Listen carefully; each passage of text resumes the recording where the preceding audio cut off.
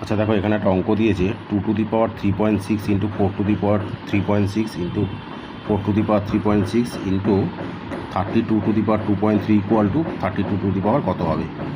তো এই অঙ্কটা খুব সোজাভাবেই করলে এসে যাবে। দেখো এখানে কি করবে তোমরা, এই যে 3.6 দেখো সবার মাথায় আছে না, তাহলে আমি এখানে কী করে নিতে পারি, 2 ইন্টু 4 ইন্টু 4^3.6 করে নিতে পারি।